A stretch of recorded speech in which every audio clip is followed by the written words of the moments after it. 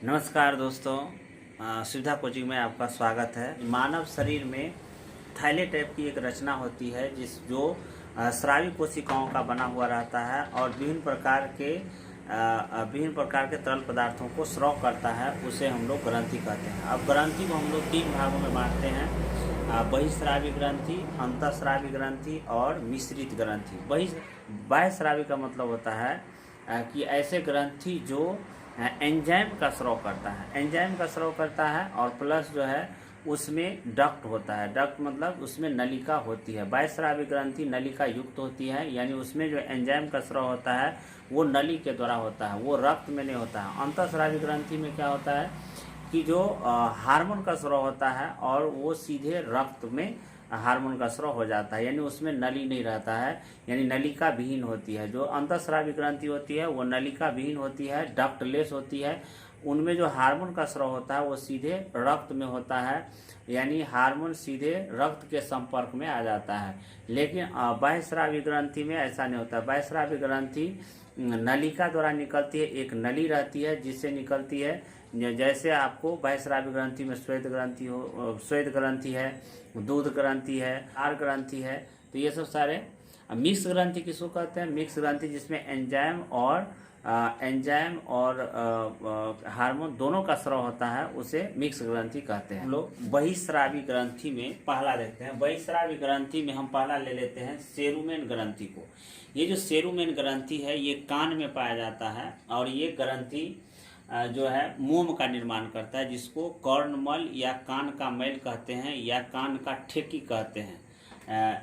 ये भय, तनाव और चिंता में ज़्यादा उत्पादन होता है इसका, या ज़्यादा आप कान को खरोचिएगा, ज़्यादा आप कान में से मैल निकालिएगा तो उसको भी ज़्यादा उत्पादन होता है।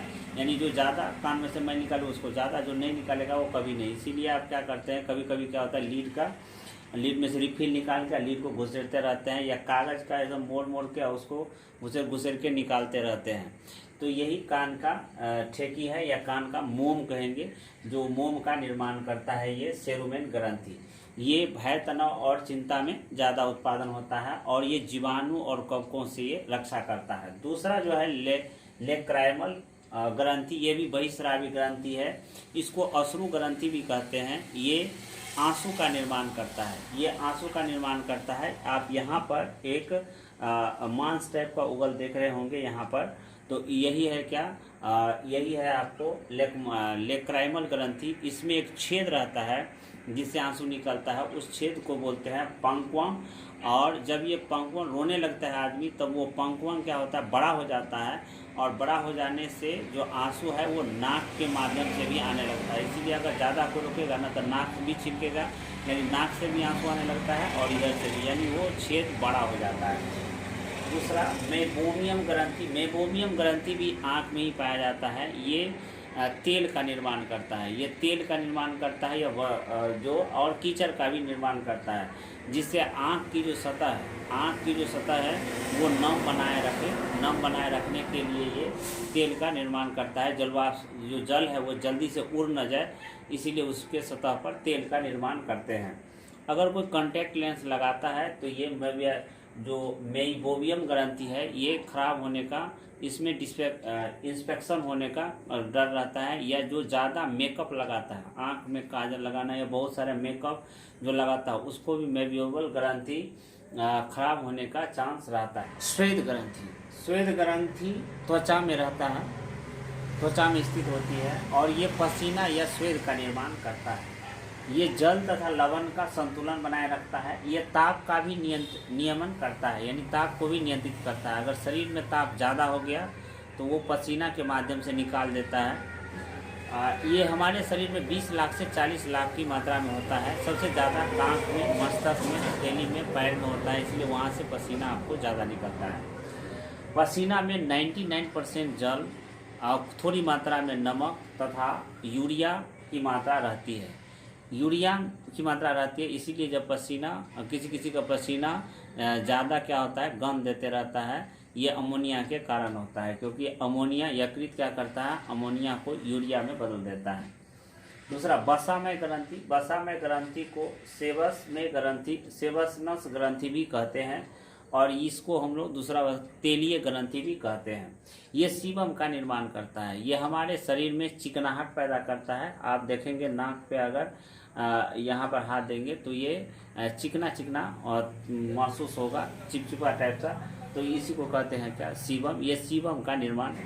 लार ग्रंथि। लार ग्रंथि हमारे शरीर में 3 जोड़ी लार ग्रंथि पाई जाती है जो मुख में पाया जाता है। ये 3 जोड़ी लार ग्रंथि पाया जाता है जिससे हम हमेशा लार क्या करता है, ये पचाने का काम करता है, यानी भोजन को पचाने का काम करता है। भोजन में जो स्टार्च यानी चोकर रहता है उसको शर्करा यानी ग्लूकोज में बदलने का काम करता है। ये जो 3 जोड़ी लार ग्रंथि है इसमें पैरोटिड ग्रंथि, सब मैंडिबुलर ग्रंथि और सब लिंगुअल ग्रंथि रहता है। और इसमें से टाइलिन और कई तरह के एंजाइम स्रावित होते रहते हैं जो स्टार्च को ग्लूकोज में परिवर्तित कर देते हैं। जठर ग्रंथि ये हमारे कहाँ पाया जाता है, आमाशय में पाया जाता है। जठर आमाशय में जठर ग्रंथि से जठर रस स्रावित होता है जिसको पाचक रस भी कहते हैं या पाचक एंजाइम कहते हैं। इसमें से ट्रिप्सिन, एमाइलेज और लाइपेज नामक एंजाइम निकलते रहते हैं। ये ट्रिप्सिन एंजाइम प्रोटीन का पाचन करते हैं, लाइपेज कार्बोहाइड्रेट का और एमाइलेज कार्बोहाइड्रेट का और लाइपेज वसा का पाचन करते हैं। इसमें अगर ये एंजाइम अगर कम स्रावित होता है तो इसमें एक रोग हो जाता है जिसको कहते हैं गैस्ट्रिक रोग, यानी कि अगर भोजन अपचा है, भोजन का पाचन सही से नहीं हो रहा है, ये हार्मोन का इस एंजाइम का स्राव अगर कम हो रहा है तो क्या हो जाएगा, पेट में मरोड़ आने लगेगा, पेट फूल जाएगा, यानी कि उसमें गैस भर जाएगा जिसको गैस्ट्रिक रोग कहते हैं। और इसीलिए इसको छुड़ाने के लिए आप क्या कर सकते हैं, गैस का दवा ले सकते हैं। या फिर मिल्क ऑफ कैग्नेशिया जो कि क्या करता है, जो अम्लीय पदार्थ है उसको छारी में बदलने का काम करता है, या नींबू पानी ले सकते हैं। म्यूकस ग्रंथि। म्यूकस ग्रंथि म्यूकस का निर्माण करता है। और स्तन ग्रंथि, ये इसको दूध ग्रंथि भी बोलते हैं, ये दूध का निर्माण करता है। लिवर ग्रंथि। लिवर ग्रंथि ये हमारे शरीर के सबसे बहिस्रावी ग्रंथि है। हमारे शरीर के सबसे बहिस्रावी ग्रंथि कौन है, लीवर है। ये क्षतिग्रस्त अंगों को स्वतः ठीक कर लेता है, यानी अगर लीवर में कोई चाकू मार दिया तो लीवर अपने आप, उसमें कोशिका विभाजन ज़्यादा होता है, इसलिए कोशिका विभाजन ज़्यादा होने के कारण वो अपने क्षतिग्रस्त अंगों को खुद से ठीक कर लेता है। इसमें फाइब्रोनोजेन, प्रोथ्रोबिन और हैपरिन प्रोटीन का निर्माण होता है जो रक्त को थक्का जमने में मदद करता है। ये बिलिरुबिन को भी निर्माण करता है, यानी रक्त से बिलिरुबिन को अलग कर देता है। ये अमोनिया को यूरिया में बदल देता है। ये ग्लाइकोटोज को ग्लूकोज में बदल देता है, ग्लूकोज को ग्लाइकोजेन में बदल देता है और कार्बोहाइड्रेट से को वसा में परिवर्तित कर देता है। ये जहर तथा शराब को निष्क्रिय कर देता है। और जब भ्रूण अवस्था में आरबीसी का निर्माण लीवर के मेसोड्रम में होता है। भ्रूण अवस्था में, जब भ्रूण अवस्था मतलब जब बच्चा पेट में रहता है तो उस समय उसके जो खून का निर्माण है यानी आरबीसी का निर्माण है वो लीवर के मेसोड्रम में ही होता है।